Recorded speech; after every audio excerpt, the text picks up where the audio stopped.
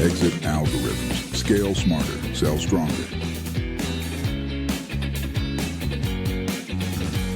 Welcome to Exit Algorithms, the podcast where we decode what it really takes to unlock growth, streamline operations, and prepare your business for a high-value exit.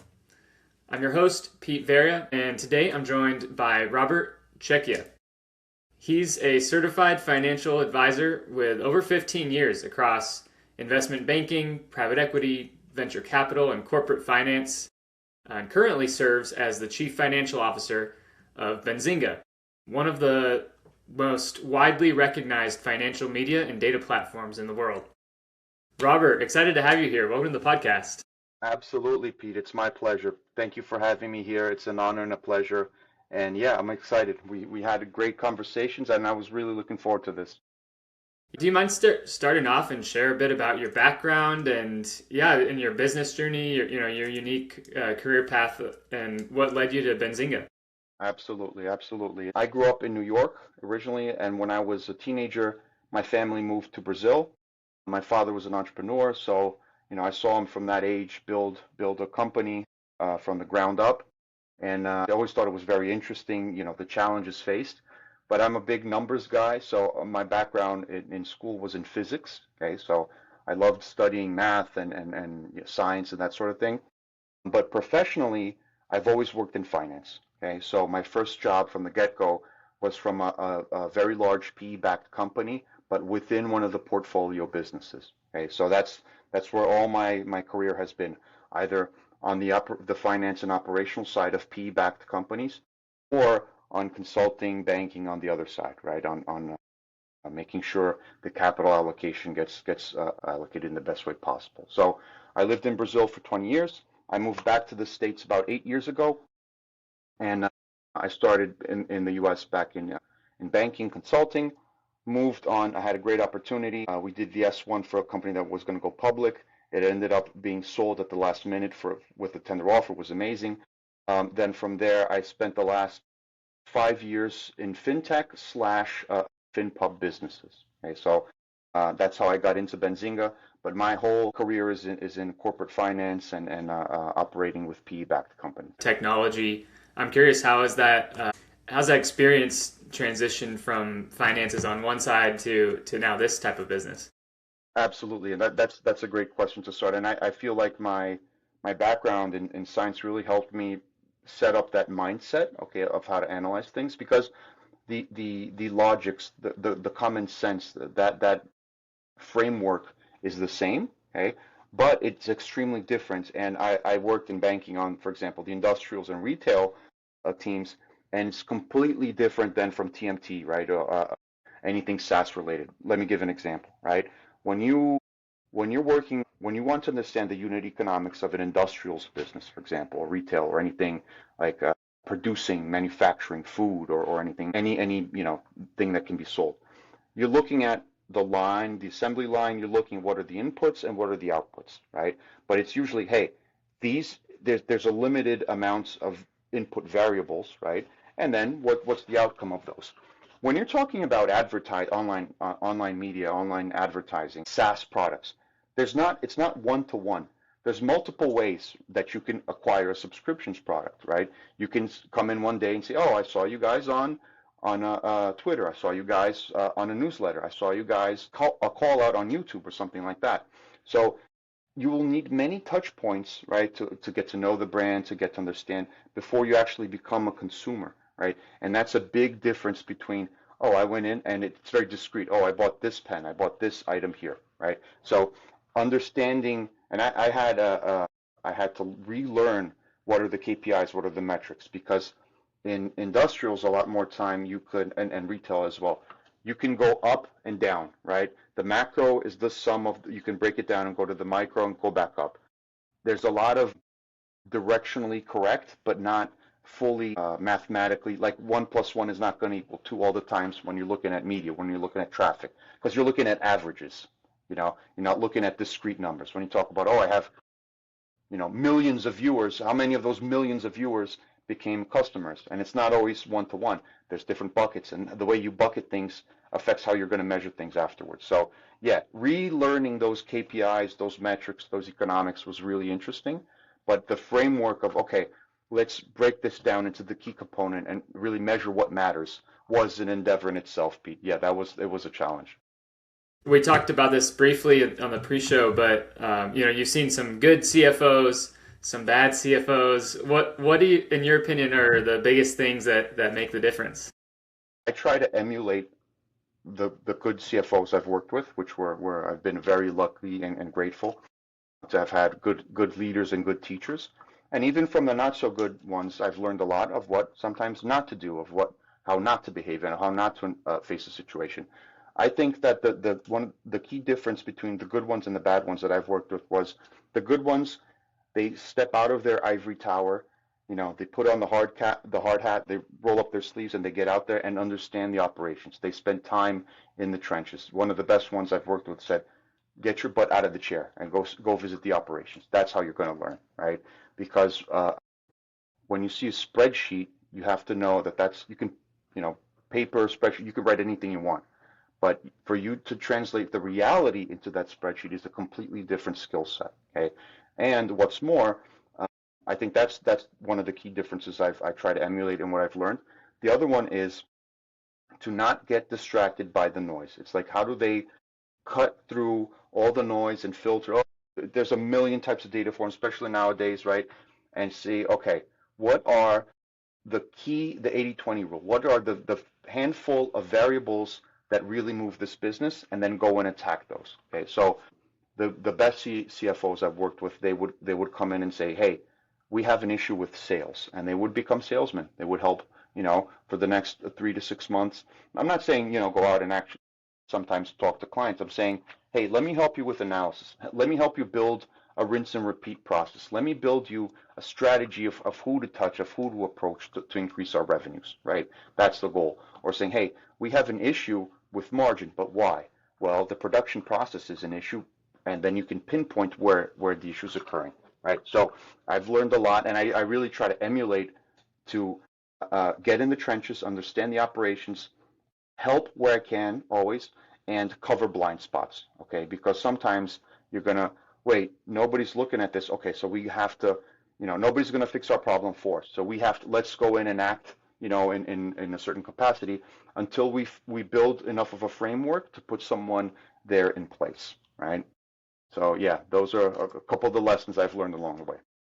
A lot of growth stage companies early on, they don't have a real CFO per se, right? They might have a controller, bookkeeper, or whoever. But what stage would you say a company really needs a CFO? Gotcha. No, that's a great question too.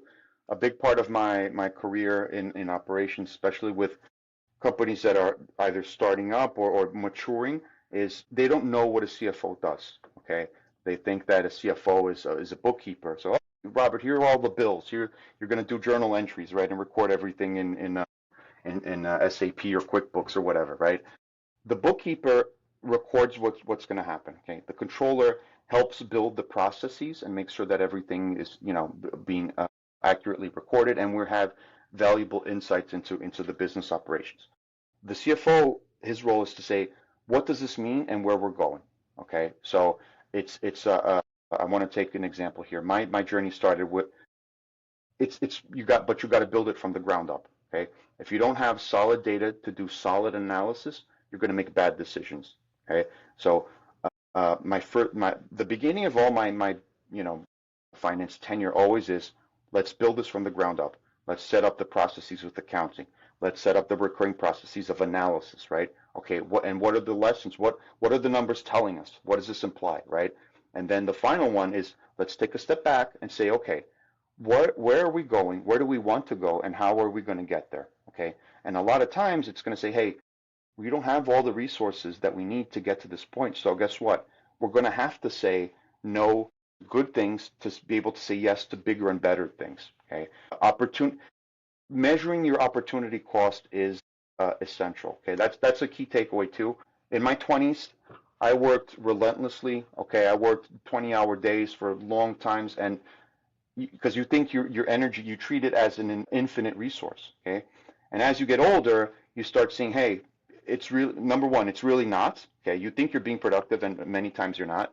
And number two is you have to gauge, okay, I could spend 5 hours to generate this amount of revenues, or I could spend 1 hour and generate this amount, right? So let's start with the higher amount first, and then we'll trickle down. But very long-winded way of answering.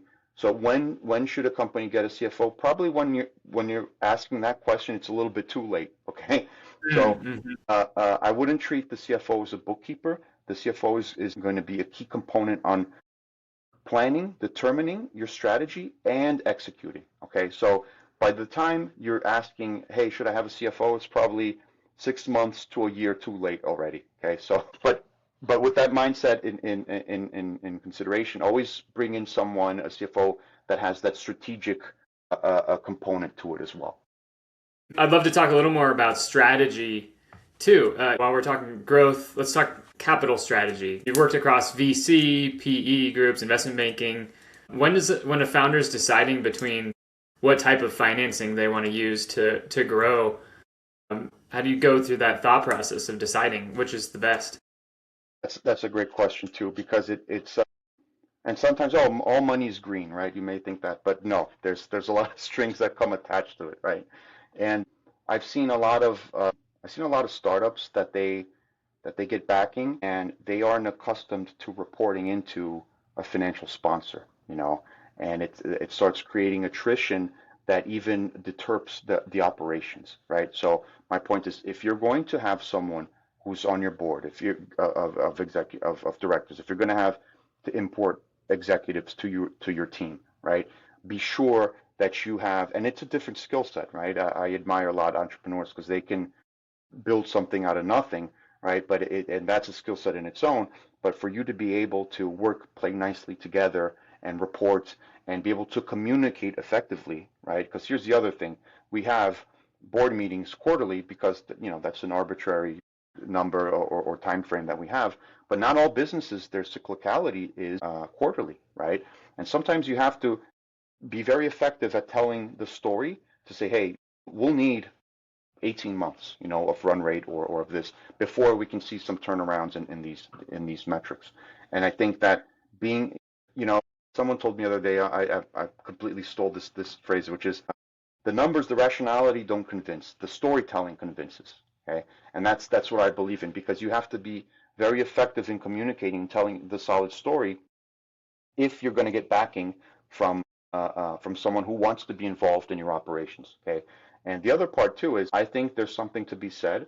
Not always when you're raising capital, go for the highest amount, but really pay attention to the smart money, the connections that you're going to bring along the way too. Okay, so let me give an example. If you're going to start working, with a PE firm, make sure that the PE firm is not someone who's just a blind financial sponsor, that they can open doors for you, that they can create synergistic opportunities. At Benzinga, we're very lucky and grateful because our PE sponsor, they do this, they help us. They're really partners, okay? And I've worked at much larger PE groups before, and it was just a vertical hierarchy of reporting. This is not the case with Benzinga. Our financial sponsors are partners, okay, and we love it. They bring us clients, they give us insights, they give us good debate, they give us even resources when we need to. Hey, we need to whiteboard this huge analysis. What do you guys think? They assist with that too. So I would consider not only the dollar amount, I would consider what's behind it. So is it smart money? Is it a partnership? Are you willing to work together? Are you willing to have that symbiotic relationship? And finally, I think that especially for founders and early stage companies, be very wary and protective of your equity. Okay, so if you can, right, try to service it with debt. Don't give away your company for free or for a low amount. That's a big point I wanted to make too. Okay, so yeah, that's what I would consider, right? What are the implications of the money that you're bringing in, and at what point is the best type of financing to your operation? Right?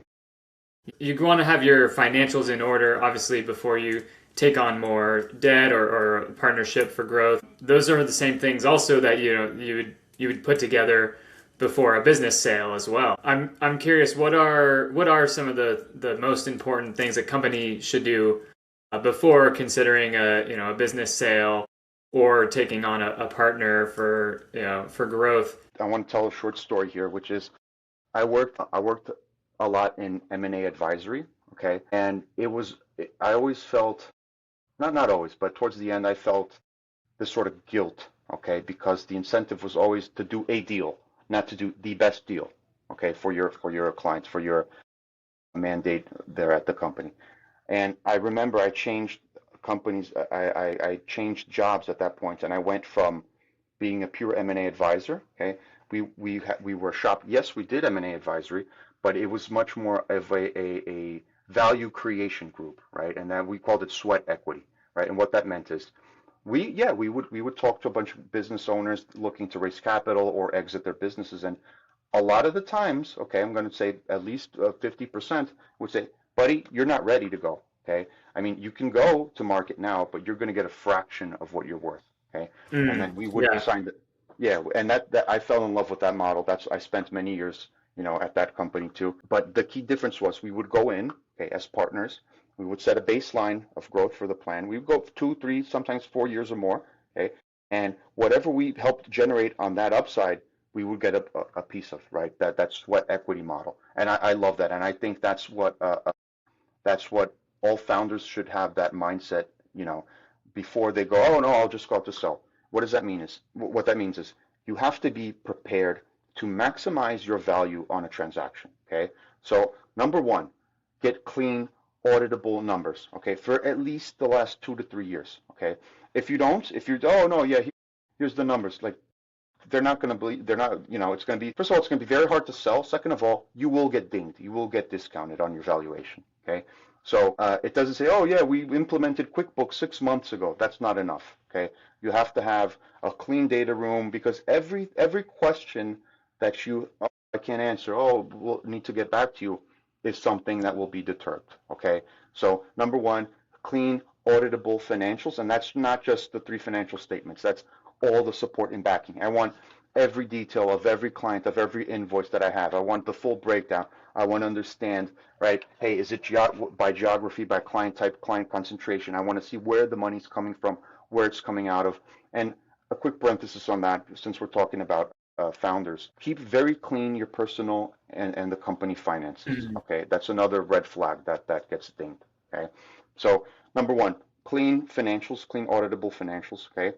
2, revenue quality. That's probably the most important thing when you're going out, because it's they want to see what's the engine, what's recurring revenue, okay, versus, hey, we got a one-time lump sum deal, or in an industry that can't generate that type of profit anymore.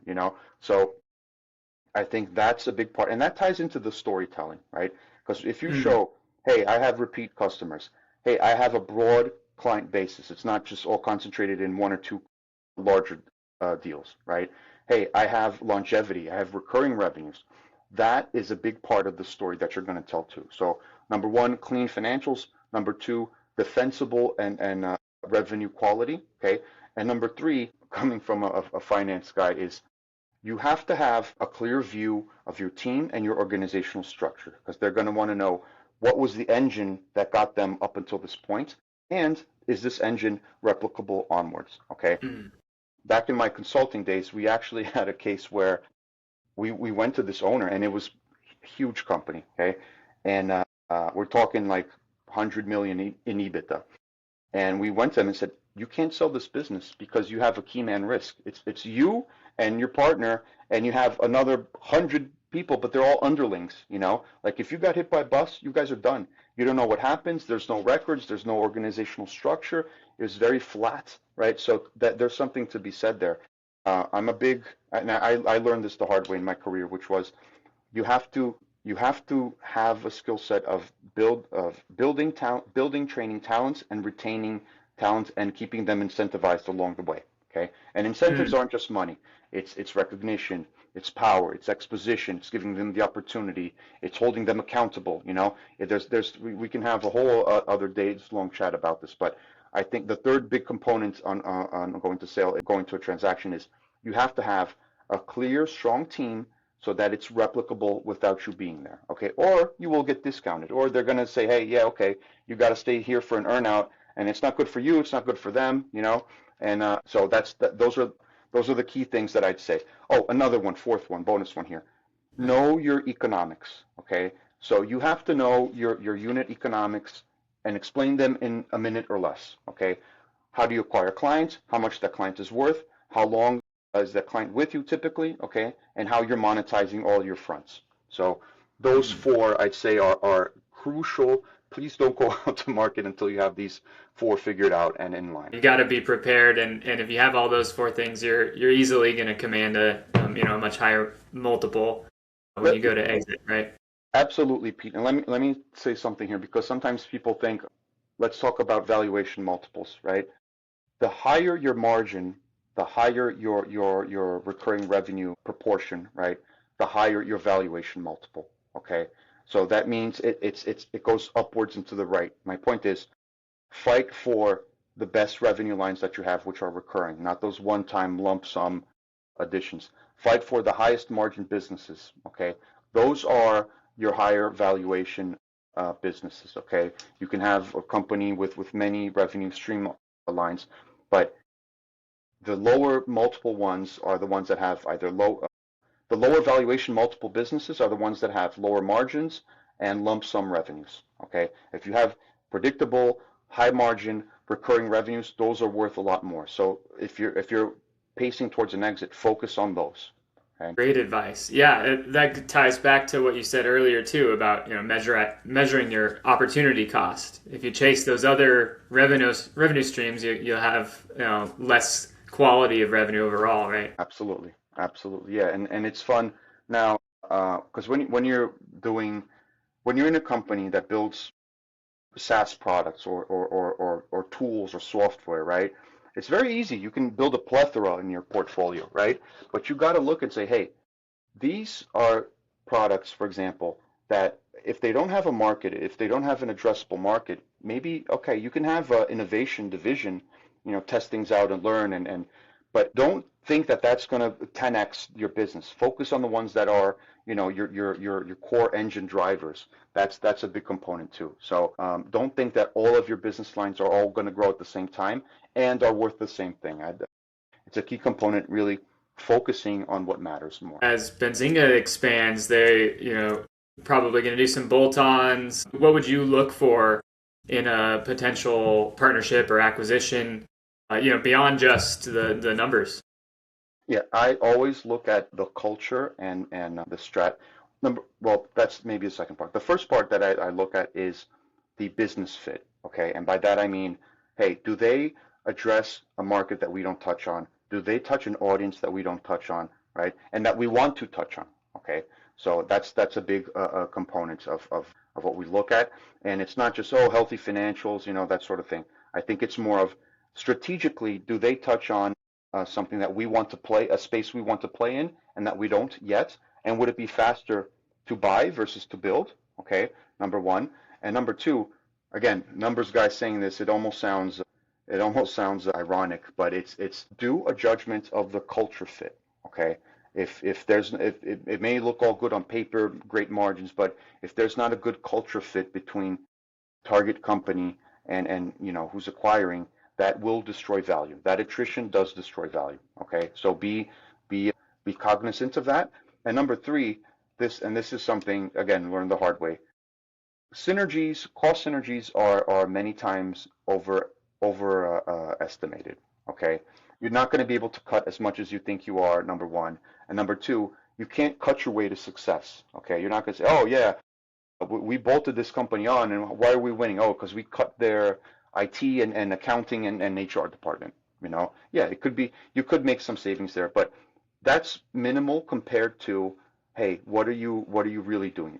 Are you entering a new geography, a new market, a new audience, right? That's the number one thing that I look for. If you're a business owner selling too, like that culture fit is crucial, I think, for both sides. Absolutely. Yeah.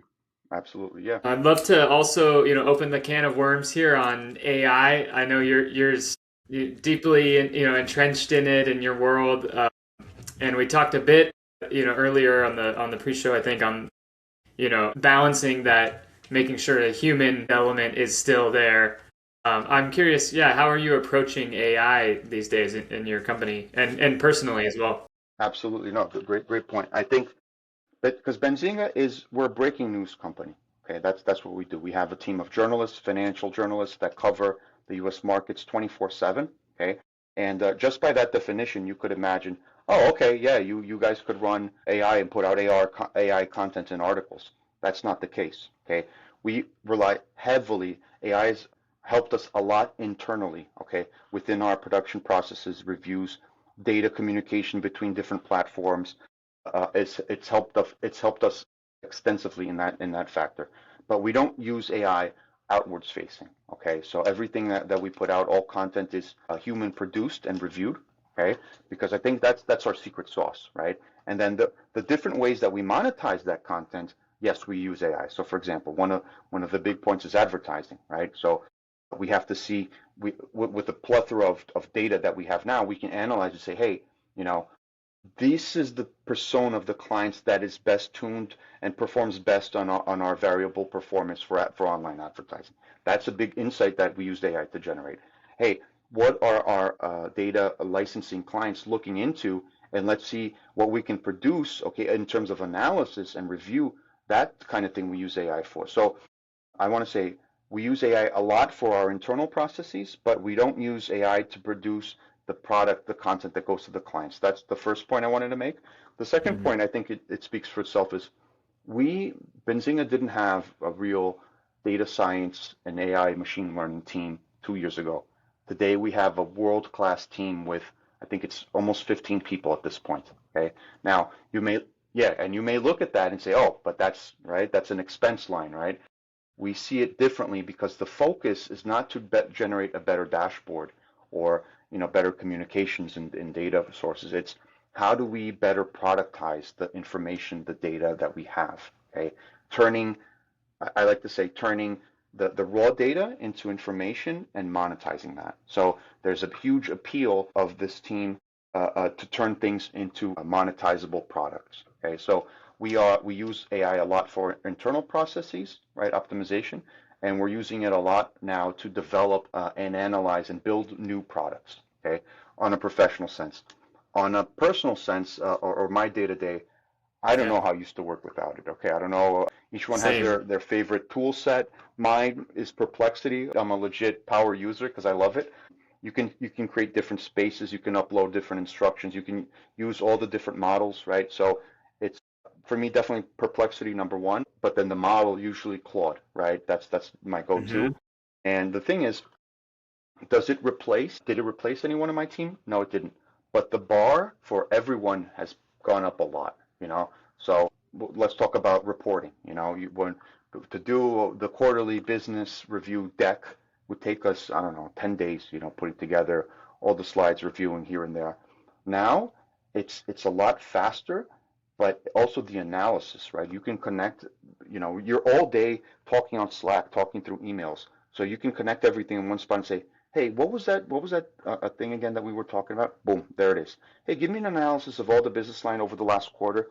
Boom, there it is. What were the Hmm. main wins? So you have to have, but that's in general. That's not from the advent of AI. You have to have very clean data, okay, before you can create a very easy workflow of analysis, right?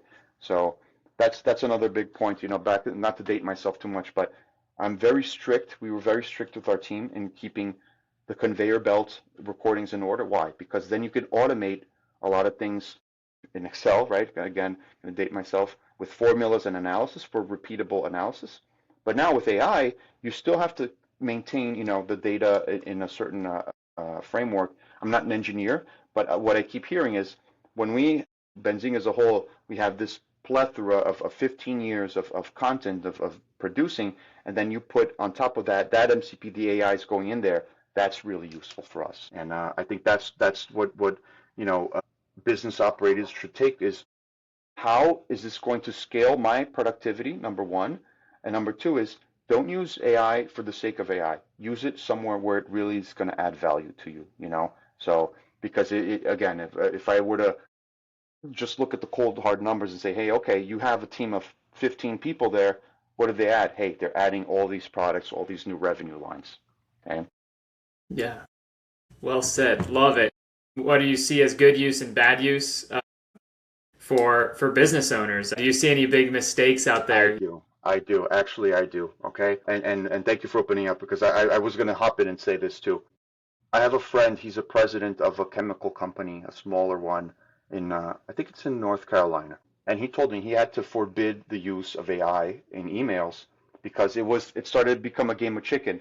One would answer with clearly an AI generated email this long that someone else would take too long to read. So what was their answer? Okay, AI, read this and come up with a reply.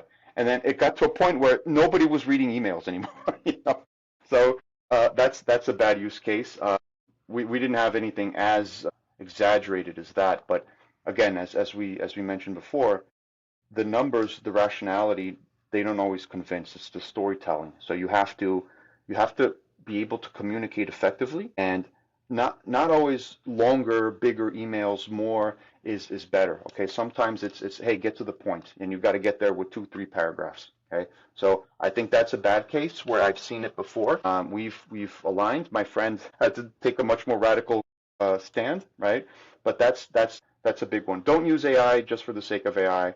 Don't overcomplicate things. Communicate effectively. And again, repeating Benzinga's approach. You can't replace your core capabilities, your secret sauce. Okay, so don't rely on AI for that. You use AI to scale, and that's what we're doing. We have internal workshops, we have best practices discussions, we have a bunch of things. We experiment. I learned about Perplexity through our engineering team. I was a Gemini user. No, you got to look at this, right? So I think that's the best use case, and don't fall. It's very tempting to fall. We'll just replace everything here. No, don't fall for that mistake. Robert, I got one final question for you. Absolutely. If you could give one practical tip for business owners who want to get their financial house in order and increase the value of their company right now, what would it be?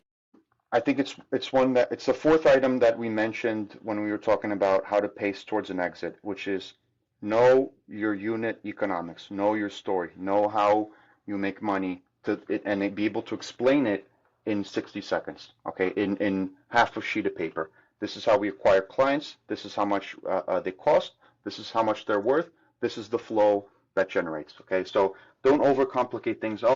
We noticed that when they use our tool, it's a 14% increase in productivity. No, it's what's your acquisition, what's your CAC, what's your LTV, and know your unit economics. Okay, that's the number one thing, and be able to communicate that effectively.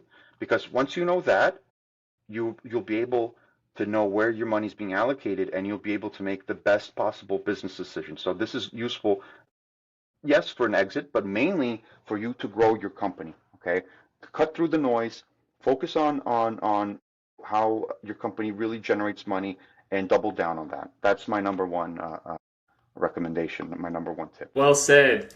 And this has been an incredible conversation today, Robert. Where can listeners find it and learn more if they've enjoyed it as much as I have? Thank you for saying that, Pete. Again, it's been an honor and a pleasure to be here. First of all, you guys can learn more about Benzinga at benzinga.com. We have a bunch of online news. You guys can different products, different subscriptions, views, but we're also available on all the main platforms. We're available to read articles on Bloomberg, on all the Yahoo Finance. Our article and content is available all over the internet, but feel free to come and visit our webpage. And I'm personally available. You guys can see me on LinkedIn, Robert Checchia, or my email is robert@benzinga.com. Always feel free to reach out to me. I like building bridges, so if anyone wants to reach out to me, discuss, bounce ideas, or just get acquainted. I'm in the New York area, so feel free to reach out to me. Sounds great, Robert. I'll leave those in the show notes. Thank you so much for your time today. I loved having you on the show. It was my pleasure, Pete. Thank you again. Exit algorithms. Scale smarter. Sell stronger.